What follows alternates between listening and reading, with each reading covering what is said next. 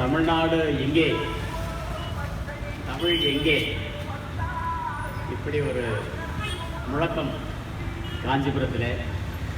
காஞ்சிபுரம் எங்கே, மணிமேகலை எங்கே அப்படிங்கிற ஒரு முழக்கத்தை நான் இப்போ பேச வந்திருக்கிறேன். கொஞ்சம் பார்த்தீங்கன்னா தெரியும். கருக்கினில் அமர்ந்தவள் திருக்கோயில் பார்த்தோம். திருக்கோயில்னாலே போதும், திருங்கிற தகுதி, அதை தான் ஸ்ரீன்னு முன்னால் போட்டுருவோம். அப்போ அது முன்னால் தான் போடணும்னா திருக்கருக்கினில் அமர்ந்தவள் கோயில்னு போட்டால் போதும். அந்த திரு இங்கே வந்துடும். ஒரு இடத்துல திரு வந்தால் போதும், ரெண்டு திரு தேவையில்லை. திருன்னு முடிச்சுட்டு இருக்கோம். நான் என்ன சொல்ல வரேன்னா, காஞ்சிபுரம் வரலாற்று சிறப்புமிக்க ஊர். கல்வெட்டு, தொல்லியல் சான்றுகள், செப்பேடு, செப்பு பட்டயங்கள், கோயில், கருங்கற் கோயில்கள், இந்த மாதிரியான சான்றுகள் வரலாற்று பக்கங்களை நிறைக்கக்கூடிய சான்றுகளாக நிறைய இருக்கிறது. உலகம் முழுவதும் அறியப்பட்ட ஒரு மாபெரும் கலை பொக்கிஷம். ஒரு காலத்தில் இது பல்லவர்களின் தலைநகரம், எல்லாருக்குமே தெரியும். காஞ்சிபுரத்துடைய வரலாறு எங்கிருந்து தொடங்குது, எங்கே முடியுது அப்படிங்கிறத பார்க்கணும்னா, சினகாஞ்சி, பௌத்த காஞ்சி, இந்த இரண்டையும் அடித்து நொறுக்கி சிவகாஞ்சியாகவும் விஷ்ணு காஞ்சியாகவும் மாற்றிய வரலாறு கிபி 3ஆம் நூற்றாண்டிலிருந்து 10ஆம் நூற்றாண்டு வரைக்கும் இருக்கு. நகரேஷு காஞ்சி அப்படின்னு தான் வடமொழி வாணர்கள் சொல்றாங்க. ஏன்னா பல்லவருடைய ஆட்சி காலத்தில் சமஸ்கிருதம் முதன்மையாக பார்க்கப்பட்ட போது ஏராளமான தமிழ் விழுமியங்கள் சமஸ்கிருதத்தின் ஊடாக போயிருக்கு. அப்படி போன போது அவங்க அறிவுத்தளத்தில் எல்லாத்தையும் கொண்டு போயிட்டாங்க. அந்த வகையில தான் இந்த கருக்கினில் அமர்ந்தவள் அப்படிங்கிற பெயரை காஞ்சிபுரம் இன்னைக்கு காப்பாற்றிக்கிட்டு இருக்கு. இந்த பெயர் இங்கே இல்லைன்னா கருக்குன்னா என்னென்ன நமக்கு தெரியாமல் போயிடும். கருக்கினால் கூரை கொள்வார் அப்படிங்கிறது, கருக்குங்கிறது ஒரு கலைப்படைப்பு. அடைப்பு கருக்கு, அன்னவால் கருக்கு, கொடிக்கருக்கு, குதிரைவால் கருக்கு, இப்படின்னு எல்லாம் இன்னமும் நம்ம பயிற்சிக்கான வடிவமாக கையாளக்கூடிய ஒரு மூச்சு முறை, ஓவியர்களின் மூச்சு முறை. உயர் செந்தமிழ் ஓவியர் நெஞ்சில் பொங்கிடம் கற்பனையோன்னு எப்படி அந்த பாடகர்களால் பாட்டு எழுத முடிஞ்சிச்சோ, அந்த மாதிரியான ஒரு ஓவிய வடிவம் தான் இந்த கருக்கினில் அமர்ந்தவள். இந்த கருக்கினில் அமர்ந்தவள் கோயில் காஞ்சிபுரத்தில் இருக்குது. அது ஒரு பழங்கால கோயில். அது காலத்தால் மாற்றம் பெற்றதுனால அதோட உண்மையான வரலாறு தெரியல. இது நீங்கள் தெரிஞ்சுக்கணுன்னா மணிமேகலைக்குள்ளே தான் போகணும். சரி, மணிமேகலை யார் அப்படின்னா, மணிமேகலையுடைய தந்தையான கோவலன் என்ன சொல்கிறான், மணிமேகலை என் குலதெய்வம் அப்படின்னு சொல்கிறான். மணிமேகலை குலதெய்வமா?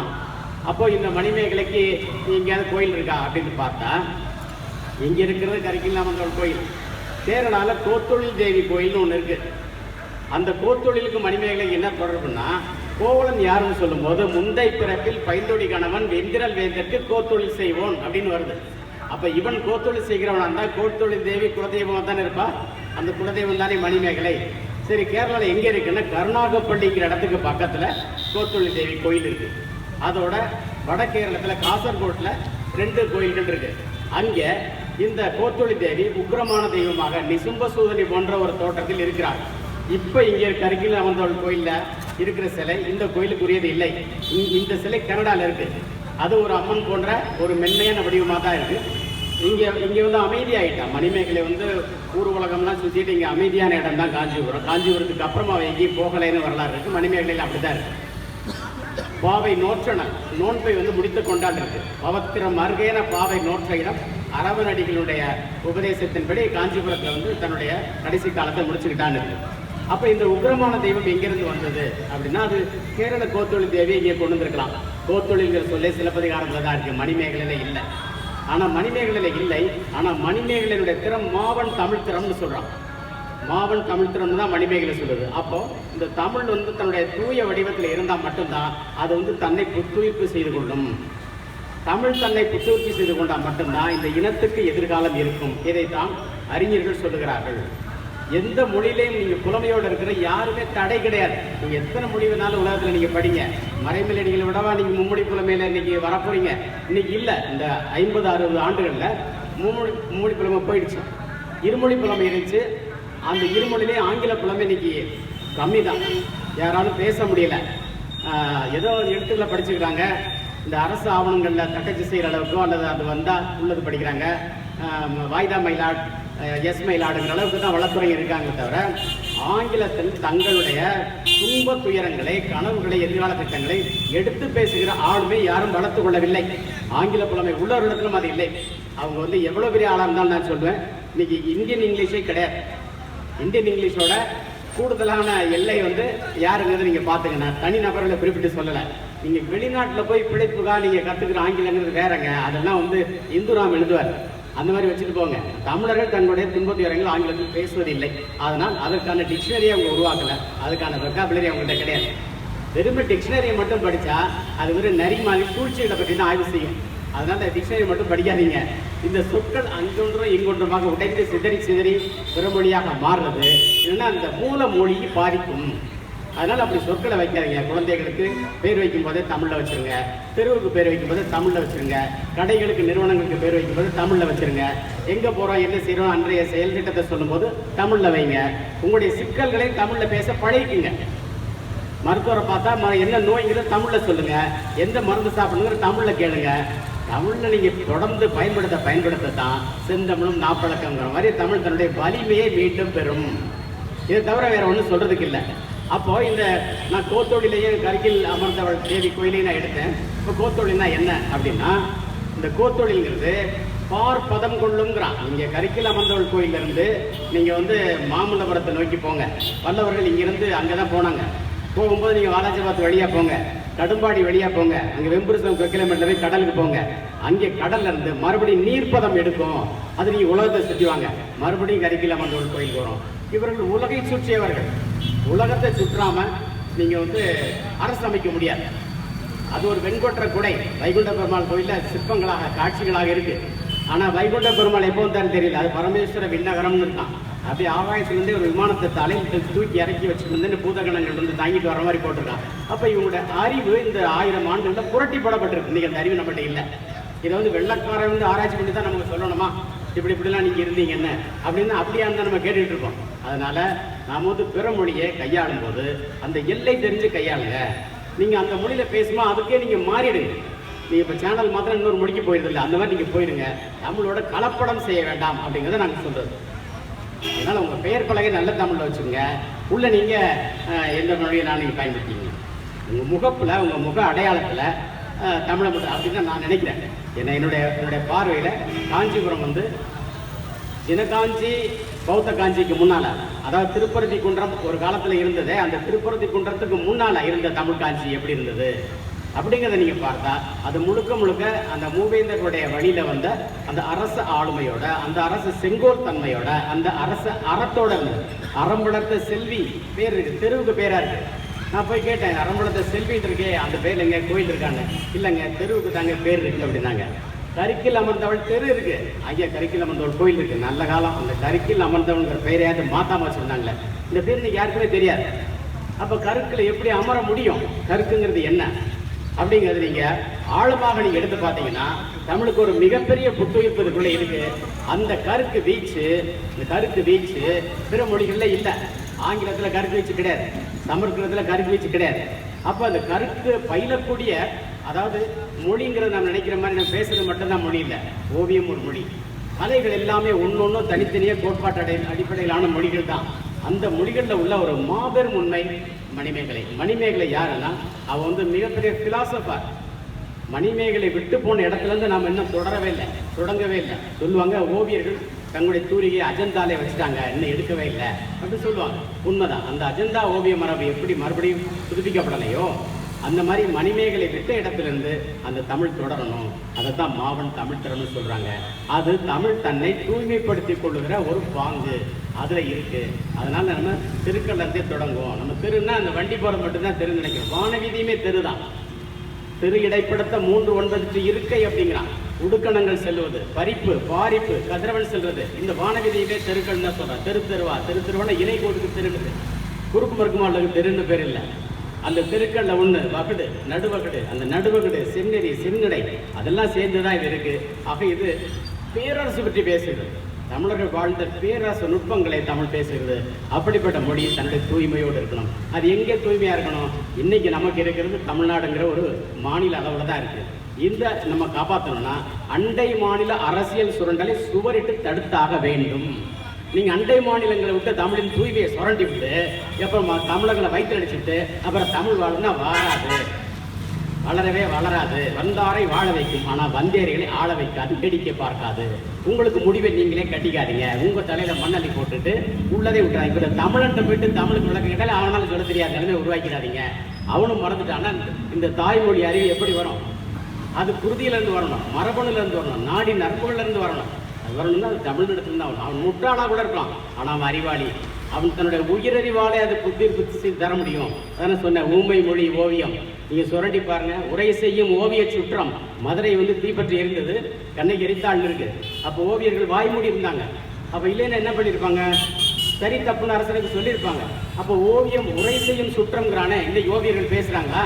இன்னைக்கு யாருக்குமே வேலை வாய்ப்பு இல்லை. அவங்க தாக்கு பிடிக்கிறதுக்கே தள்ளாடுறாங்க. எல்லாம் டிஜிட்டல் போர்டு ஆயிடுச்சு. யாருமே கூப்பிட்டு சுவரில் ஓவியம் கிட்ட சொல்கிறதே கிடையாது. அவங்களால படிக்க முடியல. ஓவியர்கள் நீங்கள் மறைஞ்சு போயிட்டாங்க. அப்போ எவ்வளோ பெரிய அறிவு போயிடுச்சு. ஓவிய சேனங்கிறான். ஓவிய சேனை இருந்தது. நீங்கள் மிலிட்டரியில் ஓவியர் விங் இருக்கா? ஓவியம் வரைவீங்களா? இல்லையே. அதெல்லாம் தப்பு. அதனால தமிழின் தூய்மை என்பது வெறும தமிழ் ஆணை போடுறதும் அந்த ஆணை தூக்கி குப்பதில் போடுறதும் அப்படிலாம் இல்லை. நடைமுறையில் கொண்டு வரணும். நீங்கள் கடையில் ஒரு கடையை திறந்துட்டு உங்களுக்கு பெயர் பலகை தமிழில் வைக்க முடியலன்னா எதுக்கு கடை வச்சிருக்கிறீங்க? கடை நீங்களே கூட்டிகிட்டு போங்க. வெக்கமா இல்லையா உங்களுக்கு? நம்ம கடைக்கு இங்கிலீஷில் பேர் வச்சுக்க ஷூ மார்ட்டுங்கிறான். என்னடா ஷூ மார்ட்? எங்கடா வந்து மாட்டுற நீ? இன்னும் தமிழில் வை செருப்பு கடைன்னு வையே, தப்பு இல்லை. அதை விட செருப்பால் அடித்த மாதிரி ஷூ மாட்டுன்னு வைக்காத. இவ்வளோதான் நாங்கள் சொல்லுது. பால் பண்ணேன்னு வையே. அது வேற ஏதாவது நீ பால் பாக்கெட்லேயே நீ ஆங்கிலத்தை ஏன் கொண்டு வர? எலெக்ட்னு போடுறான் பால் பாக்கெட்டுக்கு. எலெக்ட்னா என்னங்க? சதாம் ஹுசேனோட மிலிட்ரியில் தான் எலெக்ட் குரூப்னு ஒன்று இருந்துச்சு. அப்போ தான் தெரிஞ்சிச்சு எலெக்ட்னா ரொம்ப ப்ரில்லியன்ட்னு. இப்போ உங்கள் இந்த பாலை குடிச்சிட்டு எல்லாம் வந்து சதாம் ஹுசேன் படையை சேர்ந்துருவீங்களா? அதில் ரொம்ப ப்ரில்லியன்ட் ஆகிடுவீங்களா? கொழுப்பு பிடிச்சி மருத்துவமனைக்கு தான் போக போகிறீங்க. ஏன் அந்த அந்த அந்த அந்த பேரை கொண்டு வந்து வைக்கணும்? இது வந்து திணிப்பு மட்டும் இல்லை, இது வன்முறை. இது பாவைக்கு இழைக்கும் தீங்கு. தமிழ் பாவை கோள் நிலை தெரிந்து கோடை நீடினும் தான் நிலை தெரியா தன் தமிழ் பாவை. இது எத்தனை பேர் காதில் விழுதா எனக்கு தெரியாது. ஏன்னா இது ஒரு திருமுனை கூட்டம். ஆனால் கண்டிப்பாக சில காதுகளில் விழும். அது விழட்டும். அதனால் அந்த தன் தமிழ் பாவை தன்னுடைய குளிர்ச்சி இழக்கக்கூடாது. இந்த குளிர்ச்சி யார் பொறுப்பு? முத்தின் குளிர்ச்சிக்கு யார் பொறுப்போ முத்து குளிர்ச்சியா இருக்கும். ஏன்னா அது கடலோட தொடர்பில் இருக்கும். அந்த பொறுப்புள்ள அந்த அரசுகள் தான் தமிழின் குளிர்ச்சிக்கும் பொறுப்பு அப்படின்னு சான்றுகள் இருக்கு. அப்ப நீங்க அதை எண்ணி பார்க்கணும். அப்ப இவ்வளவு தூரம் அது பெரிய சொல்லா இருக்கு, இவ்வளவு தலைவருக்கு அது பெரிய சொல்லா இருக்கு அப்படின்னு அறிஞர்கள் தான் பேசணும். அறிஞர்கள் பேசணும். தமிழச்சி துறை நம்மகிட்ட ஒண்ணு இருக்கு, பண்பாட்டு துறைன்னு இருக்கு, அரசாணையெல்லாம் போட்டிருக்காங்க. இதுல வணிக பெயர் பலகையில் தொடங்கி தெருப்பெயர்கள் இருந்து நாம் வச்சுக்கிற பெயர் வரைக்கும் நீங்க சொன்ன மாதிரி எல்லாமே ஷூ போட்ட பெயர்களெல்லாம் தூக்கி போட்டுட்டு ஒரு சொல் தமிழ்ல ஒரு சொல் வந்து தொடங்கும் போது உறுதியான இடத்துல தான் தொடங்கும். தொடங்கும் போதே நோஞ்சா மாதிரிலாம் தொடங்கக்கூடாது. சின்னம் தொடங்கும், சுவாமிலாம் சொல்லக்கூடாது. கட்டு கட்டு கட்டு கட்டுன்னு தான் இருக்கும். துள்ளும், டிக் மார்க் மாதிரி இருக்கும். கத்திக்கு பிடி போட்டது மாதிரி, ஆமைக்கு முதுகு இருக்கிற மாதிரி கீழே அடிச்சிங்கன்னா துள்ளணும். அதுதான் தமிழ். முடியும் போது மென்மையாக தாங்க முடியணும். முடியும் போது கட்டு கட்டு நிற்கக்கூடாது. அது ஏன் முடியணும்னா அப்போ தான் அடுத்த சொல்ல உறுதியாக தொடங்க முடியும். அதனால் அது மூக்கொலியாக மறையும், மென்மையாக அது போகும். இது மொழிக்கு இலக்கணம். மொழிக்கு இலக்கணம் தான் அந்த தமிழோட கட்டமைப்பு. அப்படிதான் இருக்கு. அதனால அது மறுபடியும் அந்த தெருக்கள் அது முழங்கும், முரசு முழங்கும். முரசு வந்து அப்படிதான் தொடங்கும். அதனால முரசு முழங்குதுங்கிறான், சங்கு முழங்குதுங்கிறான், தமிழ் முழங்கும். அப்போ அந்த தமிழோட பண்பு தன்னை புத்துயிர்ப்பு செய்து கொள்ளும் அப்படிங்கிறத நாம எல்லாருக்கும் புரிய வைக்கணும். தொழில்நுட்பம் மாறுதுங்க. தொழில்நுட்பம் அதுக்கு ஈடு கொடுத்து தமிழ் வளர்ந்துகிட்டு இருக்கு. இன்னைக்கு கணினி இங்கே போட்டி போடுது. படித்தவங்க அறிஞர்கள்லாம் ஒன்றுக்கும் உடனே தமிழை ஆக்கிறாங்க. தமிழ் வந்து அவங்களே வழி நடத்துது. வெள்ளைக்காரன் பூரா இன்னைக்கு வந்து தமிழை கற்றுக்கொள்ள தொடங்கிட்டான். அவன் இட்லி சாப்பிட்றான், இட்லி பிடிக்குது அவனுக்கு. ஆக மேற்குலகம் மாறி நமக்கு சொல்லிக் கொடுக்குற நேரத்தில் நாம் வந்து நாங்கள் தமிழுக்கு இல்லைன்னு சொல்கிற நிலைமையை உருவாக்கிறாதீங்க.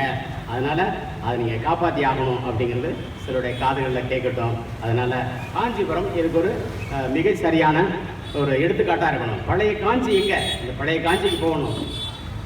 மணிமேகலை யார் அப்படின்னு அவருடைய தாய் சொல்றா. அதோட நான் முடிச்சுக்கிறேன். அரிதுவெறு சிறப்பின் குறுகு கருவியிருப்ப ஒரு தனி ஓங்கிய திருமணி காஞ்சி. இதுக்கு பொருள் விளக்கம் எந்த அறிஞராலும் இதுவரை சொல்லப்படல, எனக்கு தெரியாது. மணிமேகலை நாம் தெய்வமாக காஞ்சிபுரத்தில் வணங்கிட்டு இருக்கோம். ஒரு கோயில் இருக்கு, இன்னும் 1-2 கோயில் இருக்குன்னு சொல்றாங்க. அது ஆராய்ச்சிக்குரியது. மணிமேகலுடைய தாய் மாதவி திபேத்தில் வஜ்ராயன பௌத்தத்தில் பெண் தெய்வமாக இருக்கிறார். ஏன்னா அவங்க கடைசியில் அந்த பௌத்தத்தை தான் அவங்க தொட்டு போகிறாங்க. அதனால் அவங்க வச்சுட்டு இருக்காங்க. இந்த பக்கம் தென்னிலங்கையிலே இருக்காங்க. அப்போ இந்தியாவுடைய 2 எல்லைகளே மாதவி இருக்கா, காஞ்சிபுரத்தில் மணிமேகலை இருக்கா. இப்போ மாதவி மணிமேகலை வரலாறுக்குள்ள என்ன உண்மை புதைஞ்சு கிடக்கு அப்படிங்கிறத எடுத்து பார்த்தீங்கன்னா கோத்தொழில் தெய்வங்கள் தான். கோத்தொழில் வருகிறது. இதோ பின்னால திரை தெரியுது, இந்த வானியல் தெரிகிறது. ஆக 2 எல்லைகளில் தமிழ் ஊண்டி நிற்குது. ஒன்று நிலத்தில் ஊண்டி நிற்குது, இன்னொரு விசும்பு உயரத்தில் ஊண்டி நிற்குது. அது குடை பிடிக்கிற ஒரு பேரரசு பற்றி பேசுகிறது. இன்னைக்கு இது பேசுகிற தகுதி எந்த நாட்டுக்கும் இல்லை. நாங்கள் இறையாண்மை உள்ளவர்கள் சொல்லக்கூடிய நாட்டுக்கு கூட அந்த மொழியில் அவங்களால பேச முடியல. பேசினா மக்களுக்கு புரியாது, மக்களுக்கு புரிஞ்சாலும் உலகத்துக்கு புரியாது. ஆக உலகம் சொன்னால் உலகம் தான், உள்ளூர் கிடையாது. அதனால் உலகம் திரும்ப பேசக்கூடிய இந்த தமிழ் இந்த உலகையே உருட்டும், அதோட துருவங்களை நிமிர்த்தும். இன்னைக்கு யானையோட அறிவு தமிழர்களுக்கு இருந்தது, அரசர்களுக்கு இருந்தது, வல்லுநர்களுக்கு இருந்தது, அறிஞர்களுக்கு இருந்தது. கோல்வல் பான் மகன் பாணனுக்கு இருந்தது. யாழ் இசைக்கக்கூடிய பாணனுக்கு அரசனுக்கும் ஒரே வலிமை இருந்தது. முதலைக்கு இருந்தது கோல்வல் முதலை, கரடிக்கு இருந்தது கோல்வல் ஒளியம், கோல்வல் மரங்களுக்கு இருந்தது. அப்படிங்கிற இயற்கையோடு கூடிய ஒரு மாபெரும் அறிவை தமிழ் தன்னகத்தையே வச்சிருக்கிறது. அது வெளிப்படணும்னா அதனுடைய தூய்மையை காப்பாற்றணும். அதனால் அறிஞர்கள் பேசணும். உங்கள் பிள்ளைங்களை தமிழ் வழியில் கொண்டு வாங்க, தமிழ் வழியில் படிக்க வைங்க, வீட்டில் தமிழ்லேயே பேசுங்க. உங்களுடைய தேவைகள் அனைத்து இன்னைக்கு முழுக்க நான் தமிழில் தான் பேசுவேன். நான் வெற்றி தோல்வியிடாத இரவு நேரத்தில் பாருங்கள், கண்டிப்பாக அது 100 மடங்கு வெற்றியாக தான் இருக்கும். நீங்கள் ஆங்கிலத்தில் பேசி என்னத்தை கிடைச்சிங்க? அதனால் அதை விட்டுருங்க. பேசுனா தனியாக பேசுங்க. நாளைக்கே பாஸ்போர்ட் எடுத்து நீங்கள் வெளிநாட்டு கூட சுற்றி போயிட்டு வாங்க. அது பிரச்சனை இல்லை, அது பெருசு கிடையாது.